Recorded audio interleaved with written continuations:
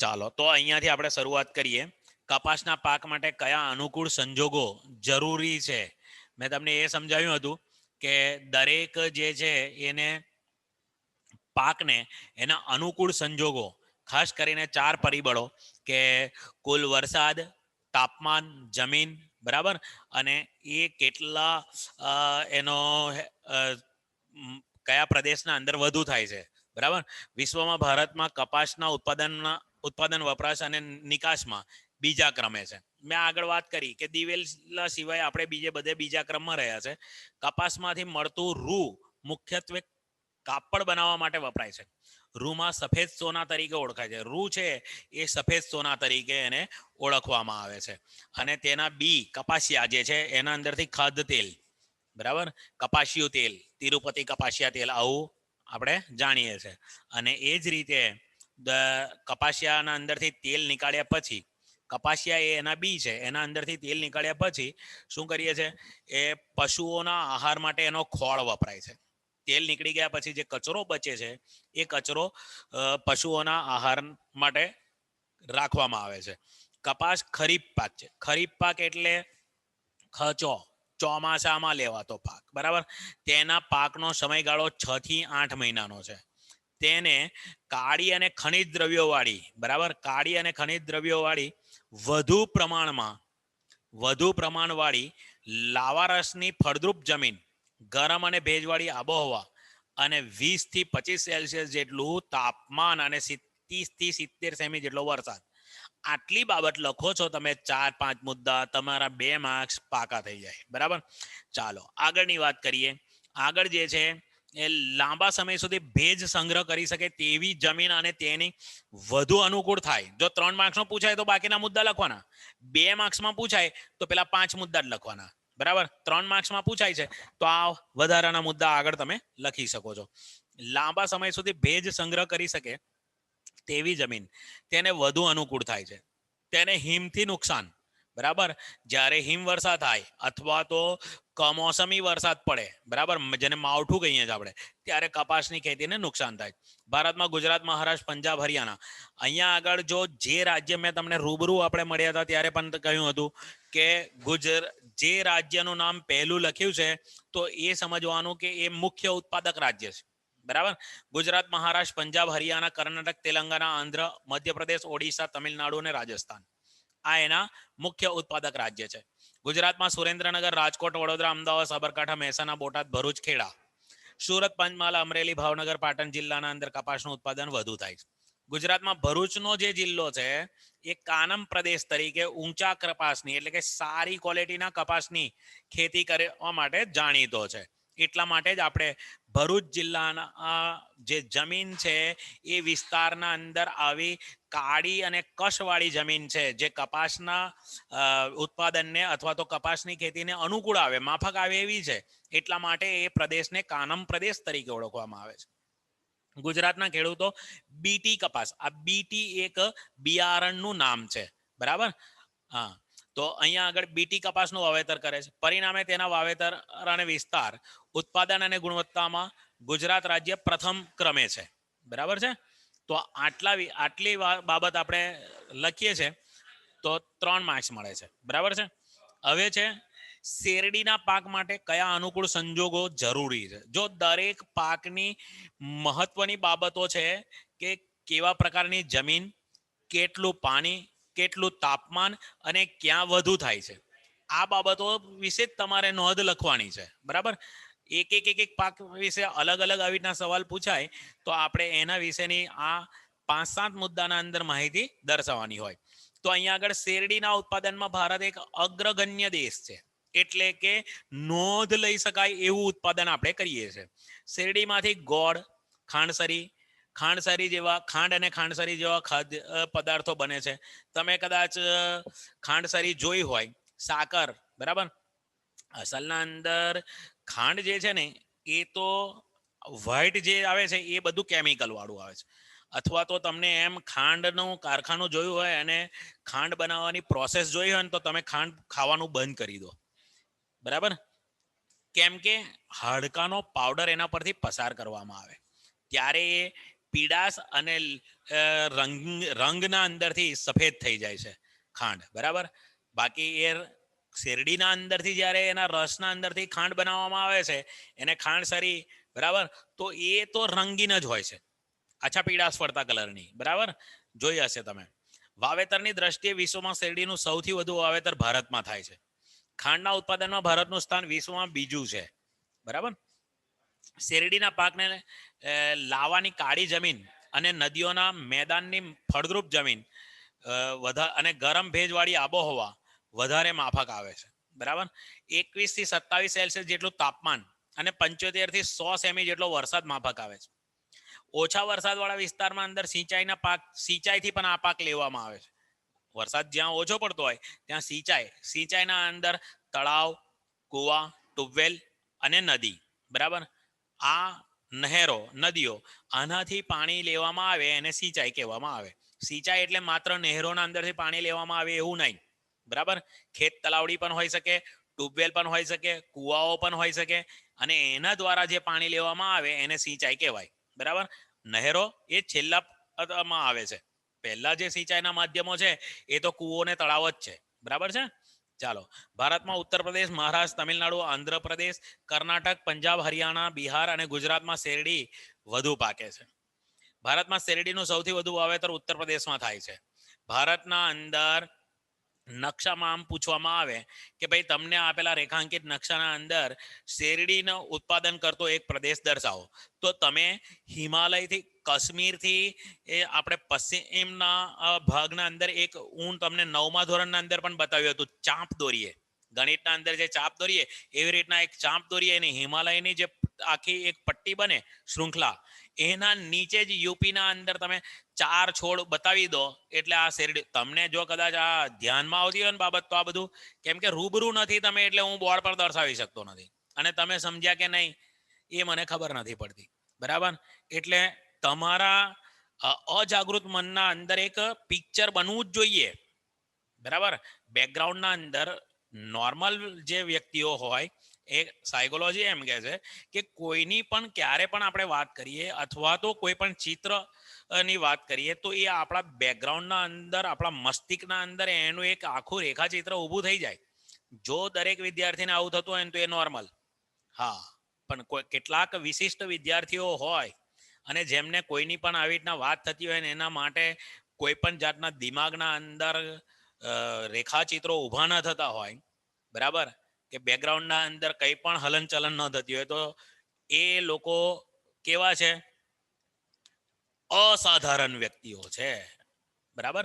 એટલે એવા અસાધારણ વ્યક્તિઓ પોતાની કદાચ મેડિકલ જરૂર પડે તો ટ્રીટમેન્ટ કરાવે, બરાબર. કેમ કે અસાધારણ વ્યક્તિઓ, અહીંયા તો સાધારણ વ્યક્તિઓનું જ કામ છે, અસાધારણ વ્યક્તિઓનું કામ નથી. ચાલો આગળ જોઈએ. તો આ રીતે તમારા મસ્તિષ્કના અંદર હું અહીંયા મૌખિક બોલું છું, રેખાકૃતિ બતાવી નથી શકતો, પણ હિમાલયનો ચાંપ દોર્યા પછી જે યુપીનો પ્રદેશ આવે, ઉત્તર ભારત, એ ઉત્તર ભારતના અંદર તમે આ રીતે 4 કે 2 કે 4 છોડ બતાવી અને શેરડીનું ઉત્પાદન બતાવી શકો છો. એક માર્ક્સ જે છે એ 52મા સવાલના અંદર આપણો પાકો થઈ જાય, બરાબર છે. ચાલો આગળ વાત કરીએ. ભારતમાં ઉત્તર પ્રદેશ, મહારાષ્ટ્ર થઈ ગઈ વાત. અહીંયા આગળ ભારતમાં શેરડીનું સૌથી વાવેતર ઉત્તર પ્રદેશમાં થાય છે, પરંતુ ખાંડના ઉત્પાદનમાં મહારાષ્ટ્ર મોખરે છે, બરાબર. જો પંજાબના અંદર ઘઉં અને ઘઉંનો કોઠાર પંજાબને એટલા માટે જ કહેવામાં આવે છે, વાવેતર યુપીમાં થાય છે સૌથી વધારે ઘઉંનું, પણ ઘઉંનો કોઠાર પંજાબને કહેવામાં, કેમ? ઉત્પાદન સૌથી વધારે પંજાબ કરે છે. જ્યારે અહીંયા આગળ પણ એવું જ છે, વાવેતર શેરડીનું સૌથી વધારે યુપીમાં થાય, પણ ખાંડનું ઉત્પાદન સૌથી વધારે મહારાષ્ટ્રમાં થાય છે. અને એટલા માટે જ આપણા ત્યાં તો જો તમે સાંગલીનું નામ સાંભળ્યું હોય, મહારાષ્ટ્રનો એક પ્રદેશ છે, તો ત્યાંથી અને એના આજુબાજુના વિસ્તારના અંદરથી જ આજે શેરડીના ખેતરના અંદર કામ કરનારા મજૂરો છે એ મહારાષ્ટ્રથી આવે છે. મેં તમને રૂબરૂના અંદર વાત કરી હતી કે હજુ પણ આપણા ત્યાંના મજૂરો શેરડી કટિંગનું કામ શીખ્યા નથી, બરાબર. એમાં બહુ કાળજી રાખવી પડે છે. ડબ જેવું એનો જે ઘાસ છે અથવા તો એના પાન છે એ ડબ જેવા કપાઈ જાય આંગળીઓ, અને લીલા સાપ હોવાની પણ દહેશત હોય છે આમાં. એટલા માટે શેરડીના કટિંગના અંદર મહારાષ્ટ્રના મજૂરો જ કામ કરે છે. ચાલો આગળ જોઈએ. શેરડી મુખ્યત્વે દક્ષિણ ગુજરાત અને સૌરાષ્ટ્રમાં પાકે છે. આપણા વિસ્તારના અંદર પણ હવે ધીરે ધીરે શેરડીનું ઉત્પાદન થતું ગયું છે. બરાબર છે. આપણા આજુબાજુના ખેતરોના અંદર પણ શેરડીનું ઉત્પાદન આપણે જોઈએ છે. ગુજરાતમાં કોડીનાર, બારડોલી, ગણદેવી, પેટલાદમાં ખાંડની મિલો, જેમાંથી મોટા ભાગની સહકારી ધોરણે ચાલે છે. સહકારી અને સરકારી, જો બંને શબ્દના અંદર એક જ અક્ષરનો તફાવત છે, સહકારી અને સરકારી. બરાબર. ર ને હ ના અંદર બહુ મોટો ડિફરન્સ છે. આમ છે એક જ અક્ષર, બરાબર, પણ સહકારી એટલે લોકોની ભાગીદારીથી. બરાબર. ખેડૂતોએ પોતાનું સંગઠન બનાવી અને સહભાગીદારીતા દર્શાવી એટલે સહકારી ધોરણે, જ્યારે સરકારી એ આખું અલગ છે. બરાબર. જે સરકાર હસ્તક હોય. અહીંયા આગળ સહકારી મંડળીઓ, તમે જો આપણા ગામના અંદર તો દૂધ ઉત્પાદક મંડળી નથી, પણ જ્યાં દૂધ ડેરી હોય તો એ દૂધ ડેરીના અંદર ગામના અંદર પણ નાની અમથી ભલે ડેરી હોય, લોકો સાંજે પશુપાલકો દૂધ ભરવા જતા હોય ત્યાં દૂધ ડેરી પર લખેલું હોય દૂધ ઉત્પાદક સહકારી મંડળી. સરકારી નહીં, હા, સહકારી મંડળી. બરાબર. લોકોના સહકારથી ચાલતું. બરાબર. એનું સંચાલન સરકારના પણ સહકારથી થાય છે. ચાલો, નીચે જણાવેલ દરેક પાક માટે કયા અનુકૂળ સંજોગો જરૂરી છે તેની નોંધપાત્ર ઉત્પાદન કરનારા ભારતમાં રાજ્યો કે પ્રદેશના નામ જણાવો. હવે શણ. બરાબર. શણની વાત કરીએ તો વિશ્વમાં શણના ઉત્પાદનના અંદર હાલમાં ભારત પ્રથમ સ્થાને છે. એરંડિયા પછી આ બીજું એક ખેતી છે જેમાં આપણે પ્રથમ સ્થાને છે. ચીનને પછાડીને આપણે આગળ વધેલા છે. અહીંયા શણના ઉત્પાદનના અંદર આમ જોવા જાય તો ચીન નહીં પણ બાંગ્લાદેશને પછાડીને આપણે પ્રથમ સ્થાને છે. કેમ કે બાંગ્લાદેશના અંદર પણ શણનું ઉત્પાદન વધુ માત્રામાં થાય છે. બરાબર. પશ્ચિમ બંગાળની પડોશના અંદર. બરાબર. અને મેં તમને વાત કરી હતી એમ કે ભાઈ હુગલી નદીના મુક્ત ત્રિકોણ પ્રદેશ. બરાબર. ચાલો, શણના રેસામાંથી ગોલ્ડન ફાઈબર કહે છે. શણના રેસાને ગોલ્ડન ફાઈબર, કેમ કે એ કંઈક અંશે તમે ફોટોમાં જોઈ શકો છો. બરાબર, કે સોનાના કલર જેવું. બરાબર. એટલા માટે એને ગોલ્ડન ફાઈબર કહેવાય. જેમાં દર વર્ષે નવો કાંપ પથરાતો હોય એવી નદીઓના મુક્ત ત્રિકોણ પ્રદેશ. ચીકણી અને ફળદ્રુપ જમીન શણના પાકને વધુ માફક આવે છે. આ પાક માટે ગરમ ભેજવાળી આબોહવા, 30 થી 40 જેટલું તાપમાન, 100 સેમી જેટલો વરસાદ. ભારતમાં શણની સૌથી વધુ ઉત્પાદન પશ્ચિમ બંગાળ. ઉડી બાબા. બરાબર. બંગાળી લોકો કરે છે.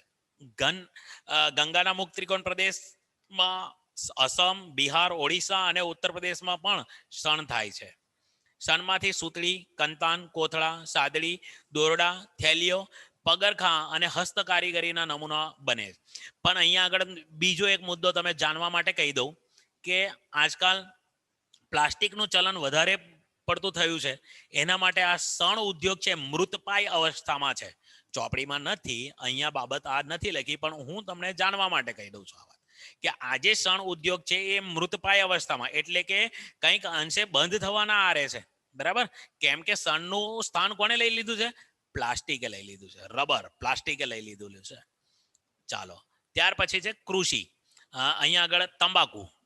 તંબાકુના અંદર વાત કરીએ આપણે. તંબાકુ ખરીફ પાક છે. ખરીફ પાક એટલે કેવું? ચાલો તો લખો તો. હા, 22 જણ છો તમે, લખો. 22 ના અંદરથી કોઈ પણ એક લખો, કે 2-4 જણ જેને આવડતું એ લખો તો. તંબાકુ ખરીફ પાક કયું? એટલે ખરીફ પાક કઈ ઋતુમાં થાય? કઈ ઋતુમાં થતા પાકને ખરીફ પાક કહીએ? 3 સૂત્રો મેં આપી દીધા તમને. બરાબર. ચોમાસામાં. ખચો. વેરી ગુડ, શાબાશ. તમાકુના પાકને રેતાળ, ગોરાડું જમીન, 20 સેલ્સિયસ જેટલું તાપમાન અને 100 સેમી જેટલો વરસાદ માફક આવે છે. ઓકે, બરાબર છે. હા, બસ હવે ન લખશો. હા, તમને આવડી ગયું એ જાણીને ખુશી થઈ. સરસ. આવું પરીક્ષા સુધી યાદ રાખજો. બરાબર છે. જ્યાં વરસાદ ઓછો પડે છે ત્યાં સિંચાઈ અહીંથી પણ આ પાક લેવામાં આવે છે. તંબાકુના પાક માટે આબોહવા કરતા જમીનનું મહત્વ વધારે છે. ભારતમાં આંધ્રપ્રદેશ, ગુજરાત, ઉત્તર પ્રદેશ, કર્ણાટકમાં વધારે તમાકુ થાય છે. બરાબર. જો બાજુના અંદર અહીંયા આગળ તમે તંબાકુના છોડ જોતા હશો. આ મેં તમને વાત કરી હતી ચરોતર. આણંદ જિલ્લાના અંદર જે વિસ્તારના અંદર આ પાક થાય છે એને જેવી રીતના આપણે કપાસ માટે કાણમ પ્રદેશ જાણીતો છે, એવી રીતના તંબાકુ માટે ચરોતર વિસ્તાર જાણીતો છે. આણંદ અને ખેડા આ બે જિલ્લાઓના અંદર આ જાણીતો છે. શું છે આ ભાઈને? તો ચરોતર એ અહીંયા આગળ ખેડા આણંદ બંને જિલ્લાનો થોડો જે વિસ્તાર છે ત્યાં તંબાકુ વધારે થાય તેને ચરોતર કહે છે. અને ત્યાં સોનેરી પાનનો મુલક પણ કહે છે. યાદ રાખજો, ક્યારેક ક્યારેક નાના સવાલોના અંદર સેક્શન એમાં 24 માર્ક્સનું સેક્શન એ છે, ત્યાં આવું પૂછી લે કે સોનેરી પાનના મુલક તરીકે કયો વિસ્તાર જાણીતો છે. બરાબર. આ ઉપરાંત મહેસાણા, વડોદરા અને પંચમહાલના અંદર પણ તમાકુનું વાવેતર થાય છે. ભારતમાં કુલ બીડી તમાકુના 80% ઉત્પાદન ગુજરાતમાં થાય છે. બીડીના અંદર જે તંબાકુ વપરાય એનું 80% ઉત્પાદન ગુજરાતમાં થાય. દેશની તમાકુના 5 ભાગમાં નિકાસ કરવામાં આવે છે, અલગ અલગ ક્વોલિટીના અંદર. બરાબર. તમાકુનો ઉપયોગ બીડી, સિગારેટ, છીકણી, ગુટખા વગેરેમાં આ કરવામાં આવે છે. તમાકુનું સેવન સ્વાસ્થ્ય માટે હાનિકારક છે, પણ ભારતના અંદર સિક્કિમ રાજ્યએ તમાકુ ગુટખાનું સેવન પર પ્રતિબંધ મૂક્યો છે. આ જાણવા જેવું છે. બરાબર. બાકીના છે હજુ પણ એના ઉપર સૂચનાઓ લખે, તેમ છતાં પણ એ વાપરે છે. બરાબર. રબર, લેટેક્સ કુળના રબરના વૃક્ષમાંથી ઝરતા દૂધ. મેં તમને એમ કહ્યું હતું કે શિયાળો છે, આપણે બધા પણ નીરો પીએ છે. બરાબર છે. તાડનો રસ જે છે બપોરના 12 પછી ના પીવાય, નહીં તો પછી એ પેલા રૂપલિયા અને રામલા જેવી હાલત થાય. એટલે અહીંયા આગળ સવારના અંદર ઠંડી ભગાવવા માટે અને પથરીની બીમારીના અંદર ઈલાજ કરવા માટે આ તાડનો રસ જે છે એ આપણે પીએ છે. એવી જ રીતે રબરના વૃક્ષના અંદરથી પણ દૂધ એટલે કે રસ નીકળે છે, અને એના અંદરથી પછી એ આ જો ફોટોના અંદર બતાવ્યું છે કે એક કુંડા અથવા તો માટલા લટકાવેલા હોય રબરના વૃક્ષ પર, અને એના અંદર રબરનો રસ આવે અને એને પછી પ્રોસેસ કરવામાં આવે અને પછી રબર ટાયર બનાવવામાં આવે. રબરના બગીચાના અંદર એકઠા કરેલા દૂધમાં એસેટિક એસિડ મેળવીને તેમાંથી ધીમા તાપે ગરમ કરીને રબર બનાવવામાં આવે છે. તમે પેન્સિલ માટે જે ભૂસો તે નાના રબરથી લઈને મોટા ટ્યુબ ટાયર સુધીના બધા જ રબરનું જે કઈ ચીજ વસ્તુઓ છે આ વૃક્ષના રસમાંથી બનાવવામાં આવે. રબરમાંથી બનાવવામાં આવતા વિવિધ ઉત્પાદકો ટાયર અને ટ્યુબ મુખ્ય છે. મેં અત્યારે જ વાત કરી તમને. રબરના ઉત્પાદનના અંદર વિશ્વમાં મલેશિયા પ્રથમ સ્થાને છે. યાદ રાખજો, ભારતનું સ્થાન તો 5મું છે. ગરમ અને ભેજવાળી આબોહવા તથા વધુ વરસાદવાળા ક્ષેત્રોમાં રબરની બાગાયતી ખેતી કરવામાં આવે છે. રબર એ બાગાયતી ખેતી છે. બાગાયતી ખેતી માટેની વ્યાખ્યા મેં તમને કીધી હતી. બાગ જેવી માવજત લેવામાં આવે અને જે ખેતી થાય એને બાગાયતી ખેતી કહેવામાં આવે. ભારતમાં કેરળ, તમિલનાડુ, કર્ણાટક, આસામ અને ત્રિપુરા રબરનું ઉત્પાદન થાય છે. બરાબર. પહાડી વિસ્તારોના અંદર રબર વધુ પ્રમાણમાં થાય છે. અહીંયા આગળ જોઈએ, ભારતમાં ઔષધીય અને મસાલાના પાક વિશે વાત કરીએ. ઔષધીય એટલે દવા. બરાબર. જીરું, વરિયાળી, ઈસબગુલ ઉત્પાદનમાં વિશ્વમાં ગુજરાત પ્રથમ સ્થાને. આમ જોવા જઈએ તો મસાલા પણ છે અને ઔષધિ એટલે કે દવા પણ છે. આ ઉપરાંત ધાના, મેથી, રાઈ, સુવા, અજમાના ઉત્પાદન અને નિકાસમાં ભારત મોખરે છે. વિશ્વના કુલ મસાલા ઉત્પાદનમાં ભારતના હિસ્સો લગભગ 35% જેટલો છે. ભારતમાં કાળા મરી, તજ, લવિંગ વગેરેની માંગ દેશ વિદેશના અંદર ખૂબ રહે છે. બરાબર.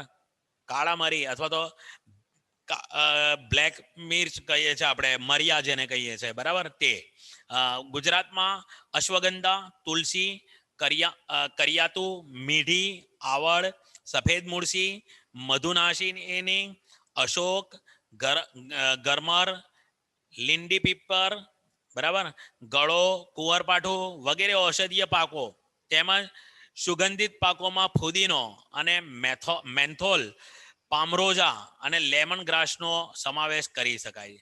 આ બધું તમે જો કદાચ ન જોયું હોય તો ઘણી જગ્યા ઉપર બાયોલોજી અને બોટનીના બગીચા હોય છે. તમે કદાચ ક્યાં સાપુતારા ગયા છો?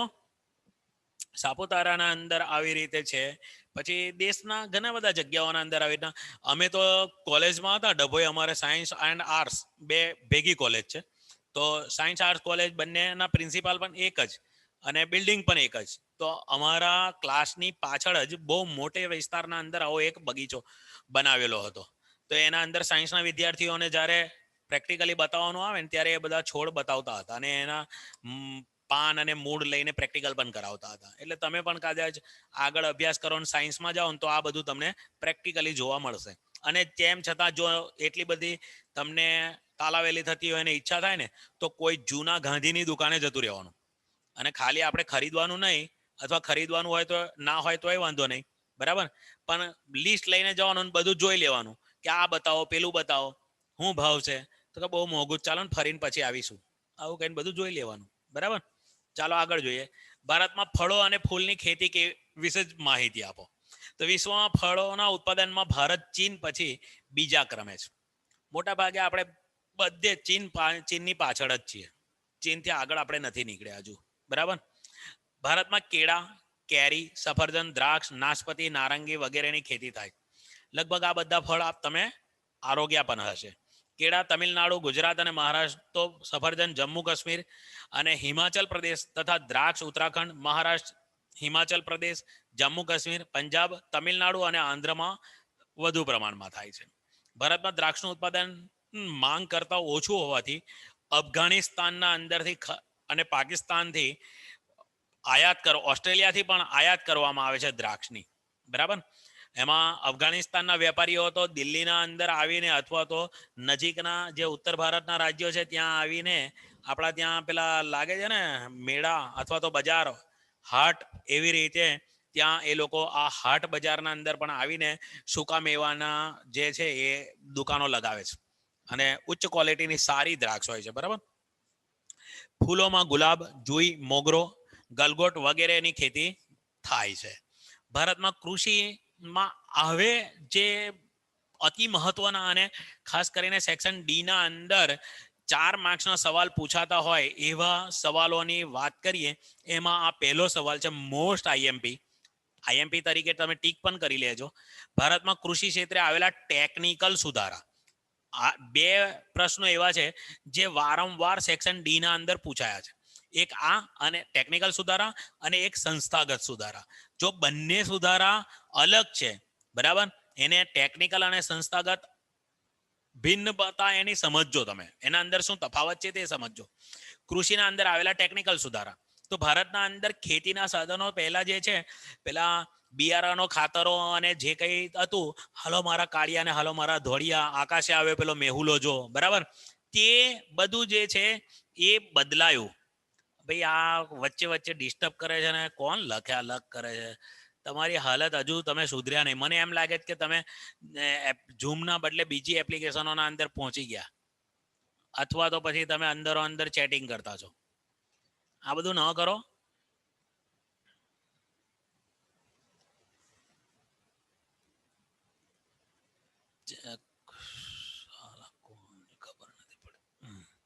ભારતના અંદર ખેતીના જે ટેકનિકલ સુધારા આવ્યા એની વાત કરું છું. કે પહેલા છે જૂની પુરાણી ઉત્પાદન પદ્ધતિ, બળદ અથવા તો હળ દ્વારા. આજે એના અંદર જો તમે કે ખેડૂતો સિંચાઈ માટે કોસ, બરાબર, રેન્ટ નો ઉપયોગ કરતા હતા, તેની જગ્યાએ હવે submersible pump, monoblock pump, solar pump વગેરેનો વપરાશ કરે છે. ટેકનિકલ સુધારા, બરાબર. જૂના પુરાણા ઉત્પાદન પદ્ધતિને છોડીને નવી આધુનિક ટેકનોલોજીનો ઉપયોગ કરતા થયા, અને ટેકનિકલ સુધારા કહેવાય, બરાબર. ઓછા પાણીએ વધુ પાક લેવા માટે તે ટપક સિંચાઈ અને ફુવારા પદ્ધતિ એનો ઉપયોગ કરતા હતા.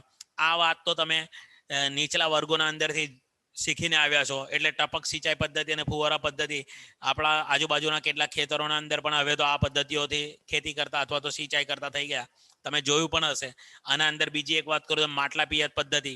છોડની નજીક જ્યાં મૂળ હોય ત્યાં માટલું ખાડો કરીને માટલું અંદર દબાવી દેવામાં આવે અને માટલાને એક કાણું પાડી દીધેલું હોય. માટલામાં પાણી ભરી દેવાનું, જરૂરિયાત મુજબનું જ પાણીનો વપરાશ, પાણીનો વધારે વ્યય પણ ના થાય, બરાબર. એટલે આ પ્રમાણેની પદ્ધતિઓના સુધારા આવ્યા, એને ટેકનિકલ સુધારા કહેવાય. આજનો ખેડૂત સુધારેલા બિયારણો અને બીજના સંકરણ જાતિનો ઉપયોગ કરે છે. જો તમે કદાચ કોઈ ફૂલ છોડની નર્સરી હોય અને ત્યાં ગયા હોય તો 2 ગુલાબ અથવા તો બે એવા કોઈ પણ ઝાડને ભેગા કરીને એની ડાળીઓને ભેગી કરીને, સંકરણ કોને કહેવાય એ સમજાવું તમને, કે એક ગુલાબને ક્રોસના અંદર કાપીને બીજા ગુલાબની ડાળીને ત્યાં ચોંટાડી અને એના ઉપર માટી લગાડીને પટ્ટો બાંધી દેવામાં આવે ને ત્યાંથી પછી જે નવો ફણગો ફૂટે, બરાબર, આ સંકરણ છે. એટલે બે છોડવાનો ભેગા કરીને કોઈ નવો છોડ, એટલે બે ગુલાબ માની લો ઉદાહરણ તરીકે કે ગુલાબી અને લાલ ગુલાબ બે ભેગા કરીને કોઈ નવા કલરનો ગુલાબ બનાવે, બરાબર, તમે અલગ અલગ કલરના ગુલાબ જોયા છે, બરાબર, એવી રીતે સંકરણ કરવામાં આવે. તો આ ટેકનિકલ સુધારા. તો અહીંયા આગળ સંકરણ જાતિનો ઉપયોગ કરવામાં આવે તે એનપીકે, નાઇટ્રોજન, ફોસ્ફરસ અને પોટાશ, એનપીકે, બરાબર, અને ડીએપી, ડાઈ એટલે ડાઈ એમોનિયા ફોસ્ફેટ, તો અને યુરિયા જેવા રાસાયણિક ખાતરોનો ઉપયોગ કરતો થયો છે, બરાબર. એ છાણિયું ખાતર અને લીલો પડવાશને ભૂલી અને આ રાસાયણિક ખાતરો તરફ વળ્યા. બાયો ફર્ટિલાઇઝરનો પણ ઉપયોગ થાય છે. સરકાર બિયારણો તેમજ રાસાયણિક ખાતરો ખરીદવા આર્થિક મદદ, બરાબર, આર્થિક મદદ અને રાહત પણ આપે છે. ખેડૂતો માટે પાક ને કીટકો અને રોગથી બચાવવા કીટનાશક, બરાબર, જંતુનાશક દવાઓ તેમજ બાયો કંટ્રોલ, જૈવિક નિયંત્રણનો ઉપયોગ કરે છે. સરકાર આ અંગે માહિતી, માર્ગદર્શન તેમજ આર્થિક મદદ પણ આપે છે. ખેડૂતોને વર્તમાન પત્રો એટલે કે ન્યૂઝપેપરો, ન્યૂઝ ચેનલો, આકાશવાણી, દૂરદર્શન, ડીડી કિસાન ચેનલ, મોબાઈલ પર કિસાન SMS ટોલ ફ્રી નંબર 1800 180 1551 કિસાન ટોલ ફ્રી નંબર છે. આ કે કોઈ પણ જાતની ખેડૂતને કંઈ પણ માહિતીની જરૂર પડે તો આ ટોલ ફ્રી નંબર પર કોલ કરીને મેળવી શકે. સરકારના ખેડૂત વેબ પોર્ટલ, ખેડૂત અને જે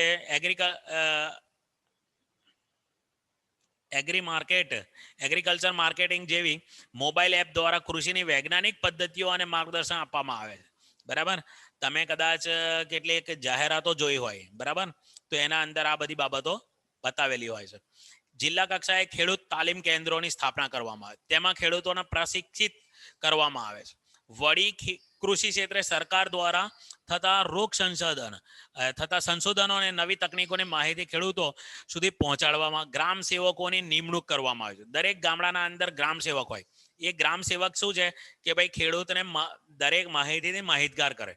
કુશળ કૃષિવિદ, જો આપણે ત્યાં કૃષિ યુનિવર્સિટીઓ પણ છે. જેવી રીતે આપણે સાયન્સના અંદર, કોમર્સના અંદર, આર્ટ્સના અંદર આગળ વધીએ છીએ, એવી રીતે આ કૃષિ ટેકનોલોજીના અંદર પણ અથવા તો કૃષિના અંદર પણ બેચલર થાય છે અથવા તો માસ્ટર ડિગ્રી પણ મેળવે છે, બરાબર.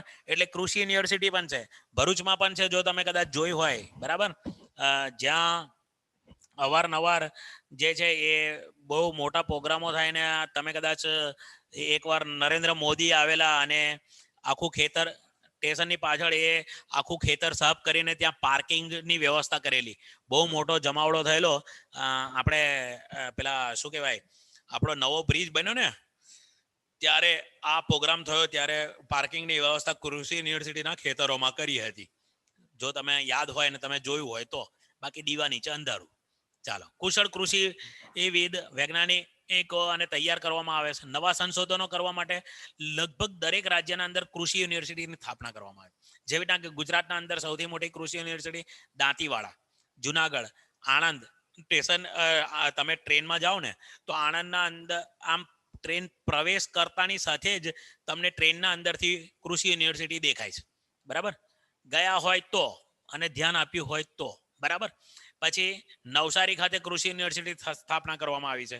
કૃષિ ક્ષેત્રે સંશોધન કરવા માટે Indian council of agriculture research, ICAR, અને department of agriculture research and education, DARE સંસ્થાઓ સ્થાપવામાં આવી છે. સરકાર ખેડૂતોને ખેતી માટે વિવિધ પ્રકારની સબસિડી, જો સબસિડીનો અર્થ શું છે કે આર્થિક રીતે ઓછા વ્યાજની લોન આપવામાં આવે, આર્થિક રીતે મદદ કરે, સબસિડી આપે. કે ભાઈ 100 રૂપિયા આપ્યા હોય તો સબસિડીના રૂપના અંદર 20%, 30% કે 50% સબસિડી, તો 100 ના અંદરથી 30% સબસિડી આપી હોય તો 70 રૂપિયા જ પાછા આપવાના, બરાબર. આ ઓછા વ્યાજની લોનો આપવામાં આવે છે, બરાબર છે. ચાલો, અહીંયા સુધી રાખીએ છીએ આપણે. જિંદગી બાકી રહી વક્તને સાથ દિયા, ઇન્શાલ્લાહ ફરી મળીશું, બરાબર. અને એમાં મહત્વનો સવાલોની ચર્ચા કરીશું.